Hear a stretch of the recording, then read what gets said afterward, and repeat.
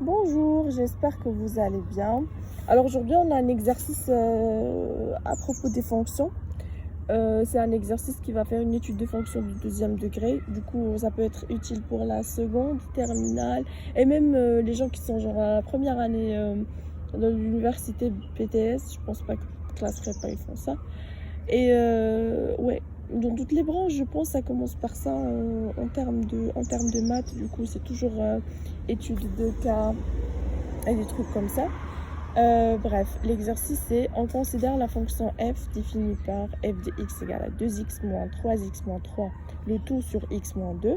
La première question c'est déterminer le domaine de définition bien sûr de la fonction f, déterminer la limite de f en plus et moins l'infini, déterminer la fonction dérivée de f et dresser le tableau de variation, bien sûr en se basant sur la fonction dérivée.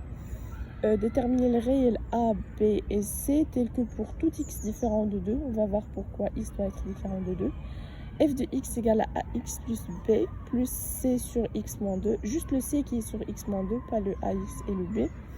Et la cinquième et la dernière question, c'est déterminer la limite de f de x moins ax plus b. Quelle interprétation graphique peut-on déduire? Ça veut dire on peut un petit peu dire en avance la fonction dans certains endroits va ressembler à quoi. Maintenant on va passer à la correction. Du coup là, pour le domaine de définition, on a x appartient à d de f, ça veut dire pour que x peut être traité par la fonction f, on a un problème dans le dénominateur. On a le dénominateur, il est égal à x moins 2. Ici, le dénominateur est égal à x moins 2. Et du coup, nous, on sait mathématiquement qu'un dénominateur, impossible qu'il soit égal à 0. Du coup, pour déterminer un domaine de définition, il faut chercher les x qui vérifient la condition que x moins 2 soit différent de 0. Et c'est ce que j'ai fait ici. J'ai fait x appartient à d de f, implique que x moins 2 est différent de 0. Ce qui implique directement, par juste changement d'emplacement du moins 2, on le passe de l'autre côté, ça va donner que x doit être différent de 2.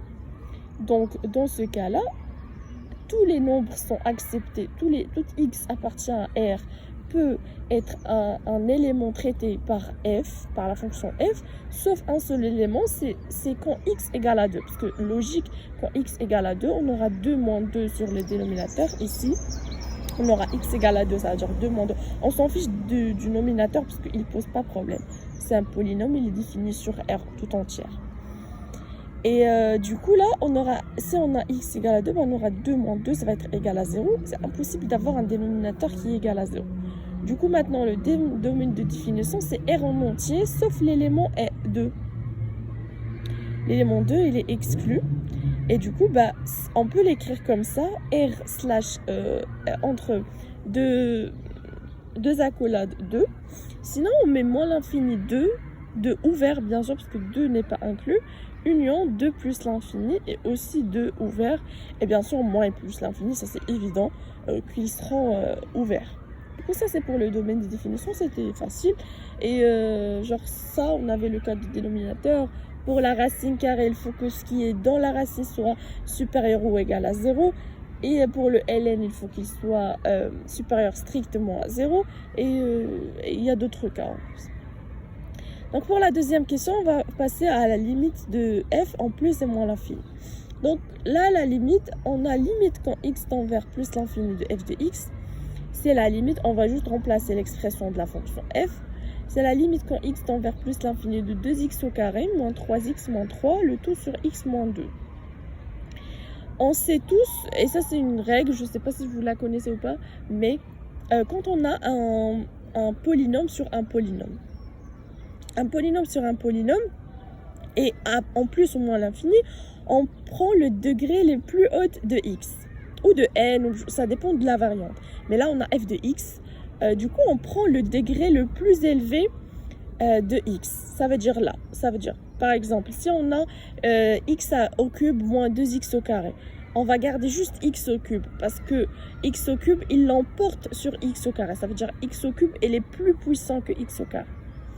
Du coup là, toujours quand vous avez une limite vers plus ou moins l'infini d'un polynôme sur un polynôme, bien sûr, c'est juste le cas quand on a un polynôme sur un polynôme, vous prenez, c'est pas la peine de garder tout le reste de la fonction parce que par exemple là, on va faire limite quand x tend vers plus l'infini de 2x au carré sur x. Du coup, tout le reste là, moins 3x, moins 3 et là, moins 2, on n'a pas grave besoin parce que ça sert pas à grand chose. Le plus important, c'est les éléments qui ont le degré le plus haut. Et là, par exemple, le degré le plus haut dans le polynôme du nominateur, c'est x au carré. Du coup, on prend x au carré avec son coefficient, bien sûr, et on le met ici 2x au carré. Et là, le coefficient le plus haut, bien sûr, c'est x, parce qu'on n'a pas ni x au carré, ni x au cube, ni rien du tout. Et du coup, là, on aura limite quand x tend vers plus l'infini de 2x au carré sur x. Vous pouvez, on peut mettre une égalité, si on veut être grave rigoureux et tout, même si ça n'entre pas dans le programme du terminal. Dans le programme du terminal, vous avez le droit de mettre égal. Mais peut-être si vous êtes à l'université ou quelque chose comme ça, à un niveau un petit peu supérieur, vous pouvez mettre ici le signe équivalent. Ici, vous mettez une ligne comme ça et après, vous mettez une autre un tilde sur la petite ligne de égal. Et ça sera équivalent. Mais là, en terminal, puisque vous n'avez pas cette notion, bien sûr, vous ne pouvez pas l'utiliser. Et là, ça va être parce qu'on va factoriser, on va simplifier le 2x au carré avec le x. Et ça va être limite quand x tend vers plus l'infini de 2x. Et ça, quand x tend vers plus l'infini, bien sûr, ça c'est égal à plus l'infini. Puisque le 2, il est positif et le x tend vers plus l'infini. Un coefficient positif fois plus l'infini, ça donne toujours plus l'infini. Là, en moins l'infini, ça va être la même procédure, sauf que là, puisque le x tend vers moins l'infini, le 2x qu'on va trouver à la fin, un 2 fois moins l'infini, un coefficient positif fois un moins l'infini, c'est comme vous avez un nombre positif fois un nombre négatif, ça sera toujours le négatif qui l'emporte et ça va donner moins l'infini. Comme vous avez remarqué ici, on a fait la même chose, on a réécrit l'expression de f et après on a vu que ce n'est rien d'autre que limite quand x tend vers moins l'infini de 2x au carré sur x qui va donner par la suite limite quand x tend vers moins l'infini de 2x qui va être égal à moins l'infini. Du coup, on a terminé pour la deuxième question. Pour la troisième question, c'est déterminer la fonction dérivée de f et dresser par la suite le tableau de variation, comme j'ai déjà dit, en se basant sur la f de x. Déjà, avant de calculer, il y a une petite faute que la majorité ils font, c'est que ils commencent directement à calculer la fonction dérivée. Non, ça, c'est pas pratique puisque au début, il faut déterminer. D'abord, il faut bien simplifier ou juste donner une petite justification pourquoi on a le droit de faire cette fonction dérivée. Ça veut dire montrer que la fonction, elle est dérivable. On peut la dériver. Et là, on va, pour notre cas, on va dire qu'on a f de x égale, c'est une fraction. Du coup, on va commencer par le nominateur. On va voir s'il est dérivable ou pas. Et après, on va voir avec le dénominateur. Du coup, le nominateur, c'est un 2x au carré moins 3x moins 3. C'est un polynôme, donc il est dérivable sur R en entière. Vous écrivez comme ça. 2x au carré moins 3x moins 3 est dérivable sur R. Quel que soit un x appartient à R, on peut le remplacer ici. On va trouver un nombre quelconque. Mais il est en particulier dérivable sur d de f. Parce qu'on s'intéresse sur un d de f. Dès qu'on commence à faire l'étude d'une fonction, on oublie le reste et on s'intéresse à d de f. Et du coup, là, le nominateur, il est dérivable. Maintenant, on passe au dénominateur, c'est le même cas. x-2, c'est un polynôme. Et du coup, le polynôme, il est dérivable sur R entière. Et en particulier sur d de f. Et là, on va mettre que, du coup, le dénominateur, lui aussi, il est dérivable. Et la fraction de deux polynômes dérivables ou deux fonctions dérivables, c'est une fonction dérivable. Et du coup, de 1 et 2, soit disons que 1, c'est que le nominateur est dérivable. Et 2, là, on a montré que le dénominateur est dérivable. Du coup, selon 1 et 2, on déduit que f de x, qui n'est rien d'autre que la fraction de ces deux polynômes, est dérivable sur R, et en particulier sur d de f. Là, à ce moment-là, on a le droit de dire qu'on veut commencer de calculer la dérivée.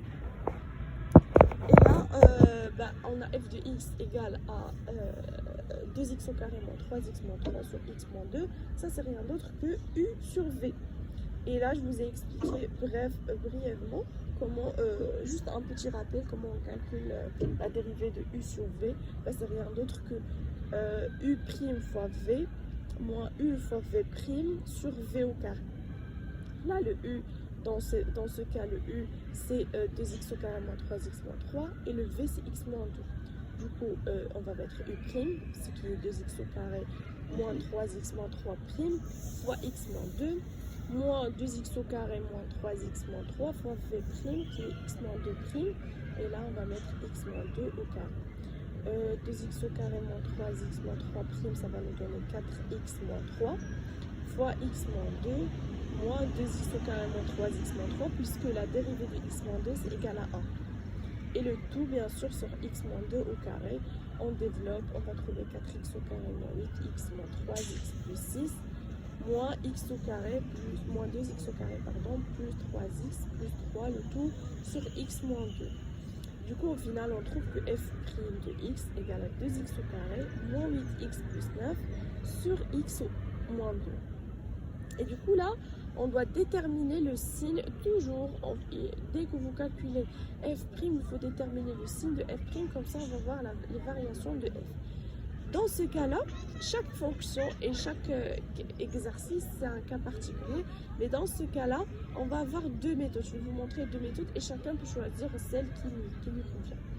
La première méthode, c'est qu'on va calculer, parce qu'en fait, regardez, le x-2 au carré, c'est évident qu'il est positif. Tout carré, il est positif, sans aucune discussion.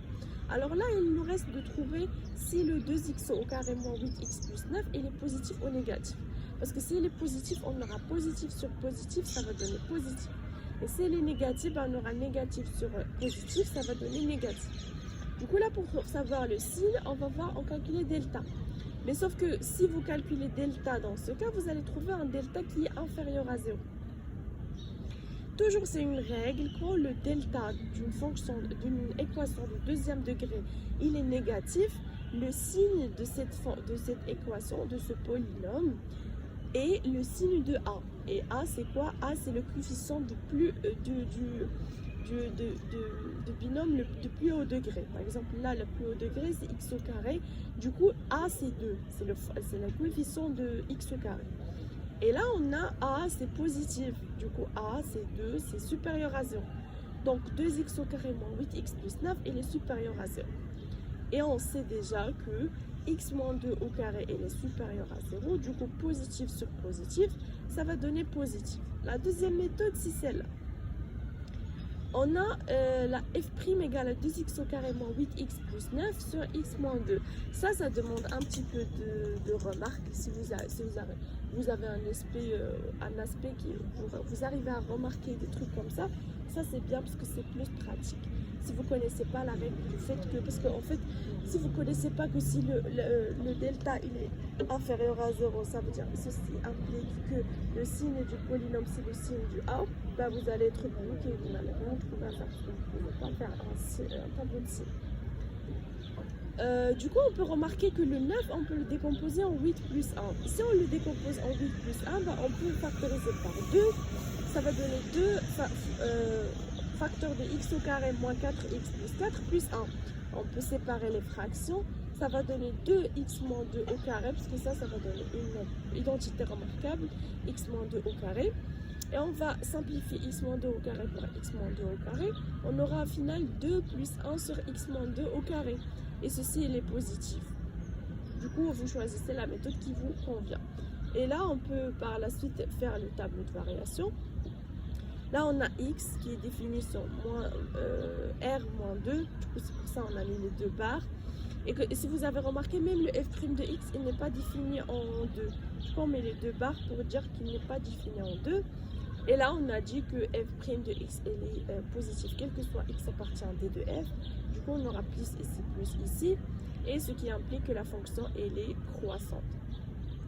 La fonction, elle est croissante. On se rappelle qu'on a calculé limite en moins l'infini, limite en plus l'infini. et limite en 2, on va les calculer maintenant. Limite en 2, c'est quand x tend vers 2 moins, ça veut dire ici, 2 à gauche. On a le x moins 2, il est inférieur ou égal à 0. Parce que le 2, il tend vers 2, mais il n'est pas égal à 2.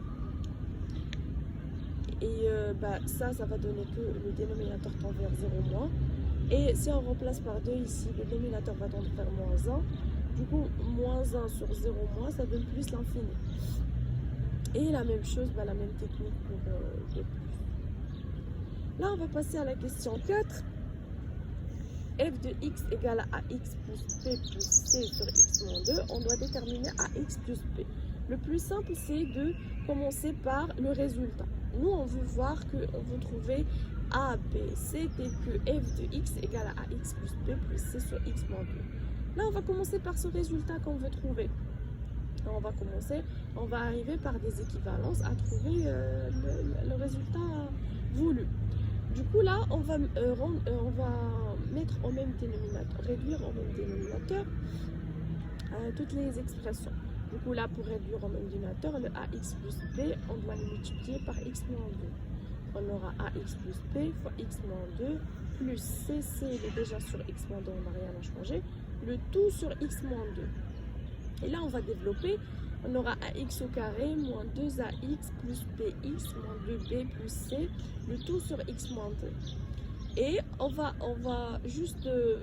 laisser le ax au carré de côté. On va factoriser par x. On aura x facteur de moins 2a plus b. Et le terme qui n'est pas associé à x, on le laisse de côté. Du coup, ça sera moins 2b plus c. Le tout, bien sûr, sur x moins 2. Et par identification, ça veut dire, nous, on veut arriver que cette expression-là soit égale à f de x. Du coup, on va faire par identification.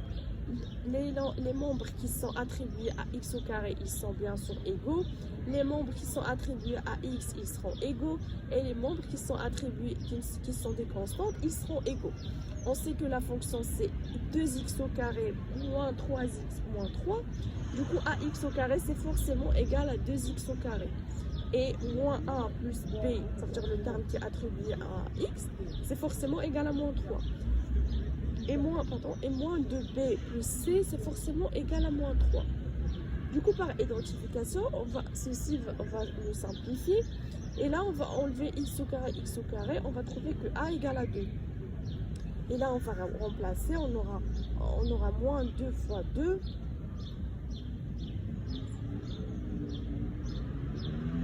Oui, moins 2 fois 2 plus b égale à moins 3. Ce qui va donner moins 4 plus b égale à moins 3. Et là, on va juste changer l'ordre. On aura b égale à moins 3 plus 4. Ce qui va donner que b égale à 1. Et pour c, ça sera moins 2b qui est égal à 1, c'est-à-dire moins 2 plus c égale à moins 3. Et par changement d'ordre, on aura c égale à moins 3 plus 2. Ce qui va impliquer par la suite que a égale à 2, b égale à 1 et c égale à moins 1. Donc à la fin, on trouve que f de x égale à 2x plus 1 moins 1 sur x moins 2. Là, parce qu'on a trouvé que c égale à moins 1, au lieu de le mettre ici, on peut le mettre ici et ça va donner le même résultat. Et pour la cinquième question et la dernière, déterminer limite de f de x moins ax plus b. Quelle interprétation graphique peut-on déduire? Alors, là on a limite de x quand x tend vers plus l'infini de f de x moins ax plus b égale à limite quand x tend vers plus l'infini de moins 1 sur x moins 2. Parce que si on enlève ax plus b, ax c'est 2x plus 1, c'est ça. Si on enlève ça de f de x, on enlève ça et ça, on aura ça. D'accord? Du coup, c'est rien d'autre que la limite. Vous pouvez le faire vous-même. Du coup, vous écrivez f de x moins ax plus b avec les valeurs qu'on a trouvées ici de a et de b. Là, vous allez trouver que f de x moins ax plus b, c'est rien d'autre que f de x moins 2x plus 1. Et c'est moins 1 sur x moins 2. Et ça, c'est quand x tend vers plus l'infini. Ça, le dénominateur va tendre vers plus l'infini. Et un coefficient sur plus l'infini, c'est toujours 0. on pose le y égale à 2x plus 1, ça veut dire ax plus b. Du coup, on a trouvé que la limite de f de x moins ce y égale à 0. Et selon les cas et là, l'interprétation graphique, ça veut dire les asymptotes, les asymptotes de la fonction. Et on sait très bien, et vous pouvez regarder dans le cours si vous avez oublié, que si f de x moins y, limite quand x tend vers plus l'infini de f de x moins y égale à 0, bah, ça veut dire que f admet y égale à 2x plus 1 comme asymptote oblique. Asymptote oblique, vous savez très bien, bien sûr vous allez avoir des figures d'une asymptote oblique dans votre cours. J'espère que c'était bien expliqué ce que je vous avais dit. Je vous souhaite bon courage et à la prochaine vidéo. Au revoir.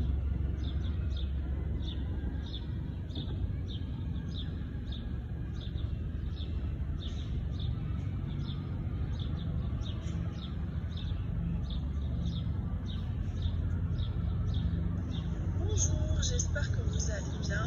Alors aujourd'hui on a un exercice à propos des fonctions.